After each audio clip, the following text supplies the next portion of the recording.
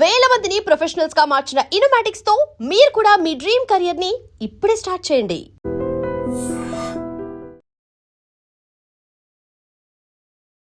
నమస్తే, welcome to iDream. ఈ రోజు మనతో పాటు ప్రముఖ ఆధ్యాత్మికవేత్త మాడుగుల శివప్రసాద్ గారు ఉన్నారు. మాట్లాడదాం. నమస్తే గురుగారు. ఆశీర్వచనం తల్లి. గురుగారు, చాలా మంది వేరే వాళ్ళు మనకిచ్చిన దేవుని పటాన్ని మళ్ళీ తిరిగి ఇంకొకరికి ఇవ్వడం మంచిదే అంటారా, లేదా దీనిలో ఏదైనా వేరే విధానం ఉందా? అమ్మా, ఒకరెవరైనా మనకు దేవుడి పటం ఇచ్చినారు, మనం తీసుకున్నాము, మళ్ళీ వాళ్ళకి వెనక్కి ఇవ్వటం అనేటువంటిది అంతేనా? వేరే ఎవరికైనా సరే గురుగారు, ఇంకొకరికి ఎవరికన్నా ఇవ్వటం అనేటువంటిది అది ఎంత మాత్రము మంచిది కాదు. మనకని ఇచ్చారు. చాలామంది మీరు దేవుడి పటము అని అడుగుతున్నారు. దేవుడి పటం మాత్రమే అని కాదు, మనకెవరైనా వస్త్రాలు ఇచ్చారనుకోండి, మన స్థాయికి తగింది కావచ్చు కాకపోవచ్చు, అది వేరు విషయం. అవి ఎవరికోరికి ఇద్దాంలే వేరే వాళ్ళకని ఇస్తూ ఉంటారు. చాలామంది చేస్తూ ఉంటారు ఇలా. చాలామంది చేస్తారు. నువ్వు ప్రశ్న అనేది తల్లి చాలా చిన్నదే అని అడిగావు, కానీ దాంట్లో గూఢార్థం చాలా ఉంటుంది. ఎప్పుడు కూడా మన మీద గౌరవంతోనో లేదో ప్రేమతోనో, ఏది కాకపోతే వాళ్లకు ఏది ఇస్తే బాగుంటుంది అనే ఆలోచనతోనూ ఏదో ఒక ఇది ఇచ్చారు. ఎవరైనా మనకు గిఫ్ట్గా మన మీద ఇదితో ఇచ్చినటువంటిది, అభిమానంతో ఇచ్చినటువంటిది మన దగ్గరే ఉంచుకోవటము శ్రేయోదాయకమైన విషయం. ఏముందిలే మనకు వాళ్ళు ఇచ్చారు, ఇది ఏమన్నా మనం పెట్టుకుంటామా చేస్తామా, ఎందుకు లేని ఇంకోరికి ఇవ్వటము, లేదా పడేయటము, ఇంకోటి చేయటము, ఇలా చేయటం అనేటువంటిది ఎంత మాత్రము సమంజసము కాదు, మంచిది కూడా కాదు మనకు. ఎందుకు వాళ్ళకెందుకు ఇవ్వాలని బుద్ధి పుట్టిందో తెలియదు, మనకిస్తారు. అది ఏమిటి, ఇచ్చింది ఏమిటి అనేది మనం చూడాలి. ఫస్ట్ దేవుడి పటం ఇస్తున్నారు. దేవుడి పటం ఇచ్చినప్పుడు నాకు వద్దులేని ఇంకోరికి ఇచ్చేస్తే ఎలా? దేవుడి పటం కాబట్టి ఇంకోరికి ఇచ్చారు. 1 తులం బంగారు ఇచ్చారనుకో, ఇస్తారా? ఇవ్వరు. చూడండి, ఇవ్వరు. అది ఉండాలి. ఇది ఏముందిలే, మన ఇంట్లో పటాలు ఎక్కువైనా ఇచ్చేద్దాంలే ఇంకొకరికి. పటాలు ఎక్కువైనా తక్కువైనా ఇంకా పెట్టుకోవటమే, చేయగలిగింది ఏం లేదు. లక్ష్మీదేవి విగ్రహాన్ని ఎవరికైనా ఇవ్వచ్చా గురుగారు? లక్ష్మీదేవి విగ్రహం ఉంటే ఎవరికి ఇవ్వచ్చు అనేది ఉంటుంది. ఎవరికంటే వాళ్లకు ఇవ్వకూడదు లక్ష్మీదేవి విగ్రహం. ఇప్పుడు ఒక ఆలయాలు ఉన్నాయనుకోండి, ఆలయాల్లో ఇవ్వచ్చు. ఎందుకు ఆలయానికి అంటే, కోటాను కోట్ల మంది భక్తజనం వచ్చి దర్శనం చేసుకోవడానికి ఒక పుణ్యప్రదం అవుతుంది. ఎవరికన్నా ఒకరికి వేరే ఒక బ్రాహ్మలకు వాళ్ళకి ఇవ్వచ్చు. ఎందుకంటే బ్రాహ్మణ పక్షపాతిగా మాట్లాడమని కాదు. బ్రాహ్మణులకి ఇస్తే ఏమవుతుందంటే, నిత్యము ఆరాధన ఫలానా వాళ్ళు ఇచ్చినారుని ఆరాధించడానికి ఒక అవకాశం ఏర్పడుతుంది. వేరే వ్యక్తులకు ఇచ్చారనుకోండి, ఇచ్చినప్పుడు ఏమవుతుందంటే వాళ్ళు కూడా గొప్పగానే ఇచ్చినారని పెట్టుకుంటారు, కానీ మన లక్ష్మీదేవిని ఇంకొకరికి ఇచ్చినట్టు అవుతుంది. నాకు అక్కర్లేదులే అని లక్ష్మీదేవిని ఇచ్చినట్టుగా అవుతుందన్నమాట. ఎవరికి అవసరం లేదు లక్ష్మీదేవి, అందరికీ అవసరమే కదా. అంటే వాళ్ళు ఏం చేస్తారు అనే దాని కొంచెం వితరణ అనేది ఉంటుంది. అందుకే దానాలు అనేటువంటివి ఎవరికి ఇస్తారు? బ్రాహ్మణులకే ఇస్తారు. ఎందుకు దానాలు బ్రాహ్మణులకే ఇస్తారు అంటే, తీసుకుంటే ఇచ్చినటువంటి దానికి ఇచ్చేవాళ్లకు దోషం పోవడానికని దానం ఇస్తారు. ఏదో దోషం ఉంటేనే కదా దానం ఇస్తారు. ఏ దోషం లేకపోతే దానం ఎందుకు ఇస్తారు? ఆ దోషాన్ని సైతము స్వీకరించగలిగినటువంటి వాడు బ్రాహ్మణుడు. వాడు చేసుకోవాల్సినటువంటి విధి విధానాలు వేరే ఉంటాయి మళ్ళీ అందరివి తీసుకొని. అందుకే ఎవరికి పడితే వాళ్లకు దానాలు ఇచ్చినా చెల్లదు, తీసుకోరు. వాళ్ళు కూడా ఎవరు తీసుకోరు. మీరు ఇవాళ మంచి ప్రశ్న ఇస్తున్నారు. దీనికి సందర్భంగా ఇంకోటి చెప్పాలి. బ్రాహ్మలే ఎందుకు ఉండాలి దేవాలయాల్లో, మేమెందుకు ఉండకూడదు అంటున్నారు. బ్రాహ్మలే ఎందుకు దానాలు తీసుకోవాలి? 1.25 కిలో నువ్వులు దానం శనివారం నాడు ఇస్తారు. తీసుకుంటారా ఎవరన్నా? తీసుకోమనండి. దానాలు తీసుకోవాలి కదా, మరి తీసుకుంటే ఫస్ట్ తెలుస్తుంది, తర్వాత అర్చకత్వం చేయడం అనేది దేవాలయాల్లో అలా చేసుకోవాలి కదా. నవధాన్యాలు తీసుకోవాలిగా మరి. అందుకని అమ్మ, దానం అనేటువంటిది పాత్ర అపాత్ర దానం అనేటువంటిది ఉంటుంది. ఎవరికి ఇవ్వాలి, ఎవరికి ఇవ్వకూడదు, ఏది ఎవరికి ఇస్తే ఉపయోగము, ఎవరికి ఇస్తే ఉపయోగం లేదు, అసలు ఎందుకు ఇస్తున్నాం మనం, ఏ కారణం చేత ఇవ్వాల్సి వస్తుంది, ఇవన్నీ కూడా ఒక్కసారి మనం ఆలోచనలు చేసి చేయాల్సిన విధానం ఉంటుంది. అన్నిటికీ ఒకటే ఉండదు. అలా చూసుకొని జాగ్రత్తగా చేస్తే అమ్మ అప్పుడు చేయవచ్చును, పెద్ద ఇబ్బంది ఏమి లేదు. గురుగారు, మరొక సందేహం. ప్రతిరోజు నిత్య దీపారాధన ఏ సమయాల్లో చేసుకుంటే మంచి జరుగుతుంది గురుగారు? చాలా ప్రసార మాధ్యమాల్లో చెబుతూనే ఉన్నాం. ప్రతిరోజు నిత్య దీపారాధన అనేటువంటిది సూర్యుడు ఉదయించేదానికంటే ముందే మన ఇంట్లో దీపం వెలుగుతుండాలి, శాస్త్రం చెప్పిన మాట. ఎందుకు అంటే ఉదయము బ్రాహ్మీ ముహూర్తము అనేటువంటిది ఒకటి ఉంటుంది. ఈ బ్రాహ్మీ ముహూర్తం అనేటువంటిది సూర్యుడు ఉదయించేంత వరకు కూడా ఉంటుంది. ఆ ఉదయించే లోపల మనం ఎప్పుడైతే చేస్తామో అది దేవతల సంచార సమయము అని దాని అర్థం. దైవాలు, దేవతలందరూ కూడా తిరుగుతూ ఉంటారు అని దానికి నిదర్శనం కూడా తెలుస్తుంది. అలా చేసుకుంటే కదా మనకు అవునా కాదా అనేది తెలిసేది. చేయకుండా సూర్యుడు వచ్చిన తర్వాత ఎప్పుడో లేచి మనం ఎప్పుడో స్నానం చేసి ఒక 2 నిమిషాలు ఏదో అట్లా చేతులు జోడించి నాకేం తెలియదు స్వామి నన్ను చల్ల కాపాడు అని చెప్పేసి మన పాటికి మనం వెళ్ళిపోతూ ఉంటాం. అలా చేస్తే తెలీదు, పాటిస్తేనే తెలుస్తుంది ఎప్పుడైనా కూడా. అందుకని సూర్యుడు ఉదయించే దానికంటే ముందే మన ఇంట్లో దీపారాధన చేయాలి. అంటే దీపారాధన చేసేదానికంటే ముందే ఇల్లు శుద్ధిగా ఉండాలి. ఇల్లు శుద్ధిగా ఉండాలంటే దానికంటే ముందు మనం స్నానం చేసి ఉండాలి. ఈ ఒకదానికొకటి లింకు కదమ్మా. అందుకని ముందే లేచి ఉండాలి ఇంట్లో, ఇంకెవరు పడుకోవద్దు. అలా ఎప్పుడైతే మనము ఇల్లంతా కూడా శుద్ధి చేసుకొని, కొందరు శుద్ధి చేసిన తర్వాత స్నానం చేస్తూ ఉంటారు, అది కాదా గురుగారు? స్నానం చేసిన తర్వాత ఇల్లు ఊడవాలి? స్నానం చేసిన తర్వాతే ఇల్లు ఊడ్చుకోవాలి.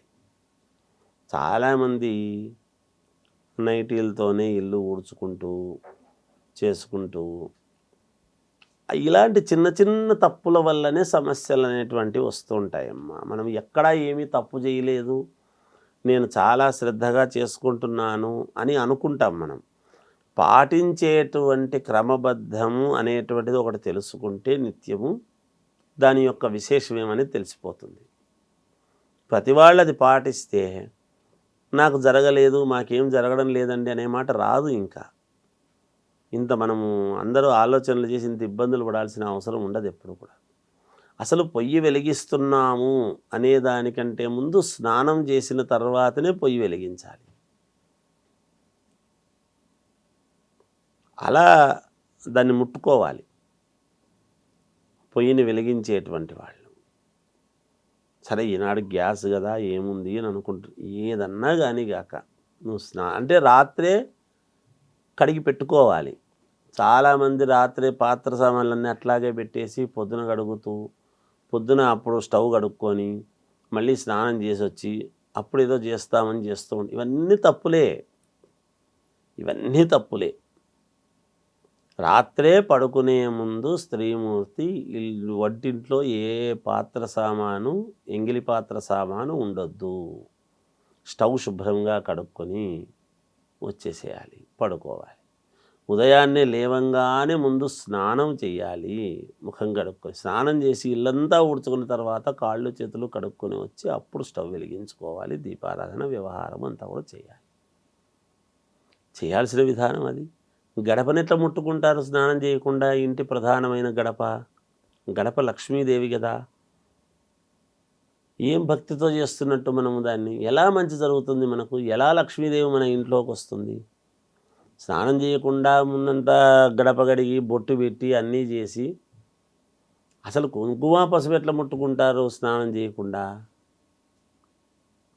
మనం పసుపు కుంకుమ అని మొట్టమొదట ఏ పూజల్లో అయినా శుభకరము అని మనం మామూలుగా రాసేటువంటి ఇది స్నానం చేయకుండా ముందు గడపకు పెట్టడానికి కుంకుమ పసుపు ఎట్లా ముట్టుకుంటారు? అసలు గడపని ఎలా ముట్టుకుంటారు? ఇవన్నీ తప్పులే కదమ్మా. అందుకని స్నానం చేసిన తర్వాతనే అన్నీ చేయాలి. దాని యొక్క ప్రాధాన్యత.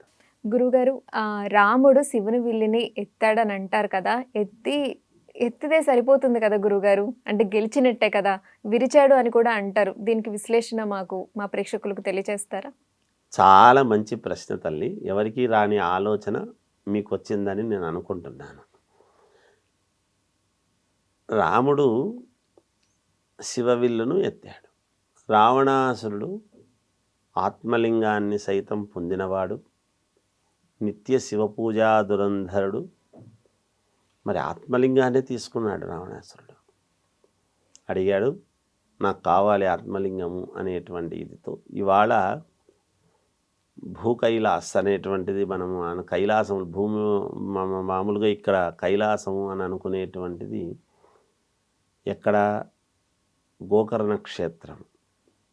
అదే రావణాసురుడి యొక్క ఆత్మలింగము ప్రతిష్ఠ చేసినటువంటిదే అది. అటువంటి ఆత్మలింగాన్ని సైతం రావణాసురుడు పొందగలిగినటువంటి వాడు. శివుణ్ణి చాలాసార్లు ప్రత్యక్షమైనాడు. శివుడు ప్రత్యక్షం చేసుకున్నాడు రావణాసురుడు. అంత శివపూజ దురంధరుడు. శివుణ్ణి తప్ప ఇంకొక దైవాన్ని నేను పూజించను అని అన్నటువంటి వాడు. మనం సుందరకాండ చదివితే ఆంజనేయ స్వామి ఎంత కష్టపడో లంకను చేరుకున్నాడు అని చెప్తున్నాం, మనకు తెలుస్తుంది. అటువంటి రావణాసురుడు సునాయాసముగా మరి సీతా అమ్మవారిని తీసుకొని పోవడం జరిగింది. ఎంత అవలీలగా తీసుకెళ్ళాడు. మరి ఆంజనేయ స్వామి అంతటి వాడు ఇంత కష్టపడినాడని తెలుస్తున్నది. అటువంటి రావణాసురుడు ఆ విల్లును, ధనస్సును ఎత్తలేకపోతే రాముడు అవలీలగా పైకి తీసినాడు. ఒక చేత్తో తీసినాడు కదా, విరగొట్టడం ఎందుకు అని మీ భావన, ఆలోచన. మంచి ప్రశ్న తల్లి. విరగొట్టడం ఎందుకు వచ్చింది? విరగొట్టడం అనేదే కాదు, ఇంకా కొంచెం లోతు విశ్లేషణ మనం చేసుకుందాం. ఇలా వెతికి వెండి నారను తీస్తాడు బయటికి. మామూలుగా నారను వెతికి తీయాల్సిన అవసరం ఏముంది? విరగొట్టడం ఎందుకు? అందరికీ ప్రజల్లో ఉండేటువంటిది ఏమిటంటే, ఆ రోజు ప్రజల్లో,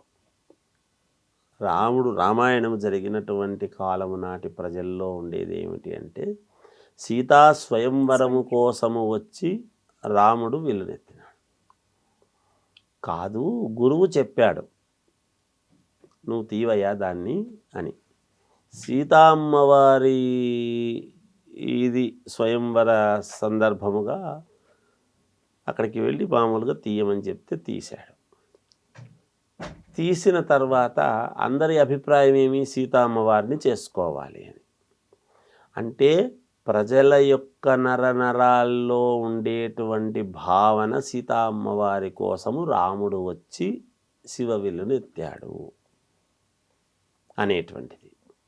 అక్కడ ప్రజల యొక్క అభిప్రాయము ఇది తప్పు, మీ మనస్సుల్లో ఉన్న భావన తప్పు, నేను అందుకోసము ఈ విల్లును ఎత్తలేదు, నా గురువుగారి యొక్క అనుజ్ఞ మేరకే నేను ఈ విల్లును ఎత్తాను అనేటువంటి భావన కోసమే ప్రజల యొక్క అంతర్గర్భములో మనోభావాల్లో రూపాల్లో ఉండేటువంటి దాన్ని, ఆ లోపల ఉండేటువంటి వాళ్ళ యొక్క అభిప్రాయాన్ని బయటికి తీసినట్టుగా వింటినారను బయటికి తీసినాడు అని మనం అర్థం చేసుకోవాల్సింది.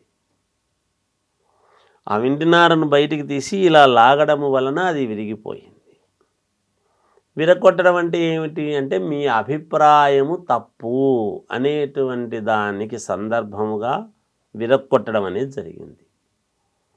నేను అందుకు రాలేదు, దానికి కారణము చేతనే మళ్ళీ ఏమైంది, అమ్మవారిని చేసుకోమంటే నాకు ఏ ఏమైనా చేసుకోవాలి, ఎవరిని చేసుకోవాలి అని నిర్ణయించవలసినటువంటిది నా తండ్రి గారు అనేటువంటిది చెప్పడం జరిగింది రాముడు.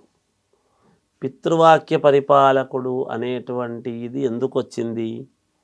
ఇంకా వెళ్ళాను కదా, శివవిల్లును ఎత్తాను కదా, అమ్మవారిని చేసుకొని పోతానులే నేను, ఏముంది లేదు అనుకోలేదు ఆయన. అలా అయితే రాముడు ఎట్లవుతాడు? రాముడి యొక్క అభిప్రాయం ఏమి అంటే అందరూ అనుకుంటున్నటువంటి అభిప్రాయము తప్పు అని తెలియచేయటానికి దాన్ని విరక్కొట్టడం అనేది అవసరమైంది. లేకపోతే ఎత్తితే సరిపోయింది కదా, విరక్కొట్టాల్సిన అవసరం ఏముంది? అంటే వెండి నారను కనుక్కొని బయటికి తీయాల్సిన అవసరం అంటే ప్రజల మనస్సుల్లో ఉండేటువంటి భావనను బయటికి తీశాడు, అందరి అభిప్రాయాన్ని విరక్కొట్టాడు. అక్కడ ఆయన ఆ రూపకముగా తెలియచేశాడు. అందుకే రాముడు ఏమిటి అంటే రాముడు చేతల మనిషి, మాటల మనిషి కాదు. సమాధానము నోటితో చెప్పలేదు, చేతల రూపంలో ఆయన చూపించాడు.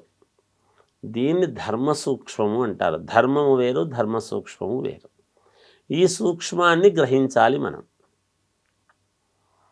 అందువల్లనే సీతామ్మవారిని అక్కడ జనక మహారాజు నాయన చేసుకోవాలంటే అది నా తండ్రి గారు నిర్ణయించాలి, నేను ఎలా నిర్ణయిస్తాను, అది నేను ఎవరిని చేసుకోవాలి ఏమిటి అనేటువంటిది ఆయన నిర్ణయం. అంటే మళ్ళీ ఆయన్ను అడగడం జరిగింది, ఆయన సరేలే అని చెప్పి చేయడం జరిగింది.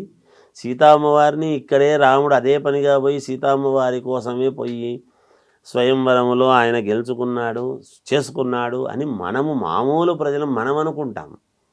కానీ అక్కడ భగవంతుడి యొక్క సంకల్పము అనేటువంటిది ఆ విధముగా ఉంది. అందరి అభిప్రాయము తప్పు,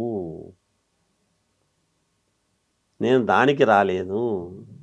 కాకపోతే ఆ పరముగా ఆయన గురువు ఇచ్చినటువంటి ఆయన యొక్క ఆజ్ఞానుసారము దాన్ని ఎత్తడం జరిగింది. అందరి అభిప్రాయాన్ని అక్కడ కాదని చెప్పడము జరిగింది. ఎదటి వాళ్ళ యొక్క మనసులో ఉండేటువంటి భావనను ఆయన వెతికి తీయడం అనేటువంటిది జరిగిందని మనం అర్థం చేసుకోవాలి. లోతుగా ఆలోచన చేస్తే రామాయణం గురించి ఇంకా చాలా చాలా విషయాలు చెప్పొచ్చు తల్లి. ఇది దాని యొక్క సారాంశము, అర్థము కూడా. చక్కగా వివరించారు. ధన్యవాదాలు గురుగారు. జయోస్తు.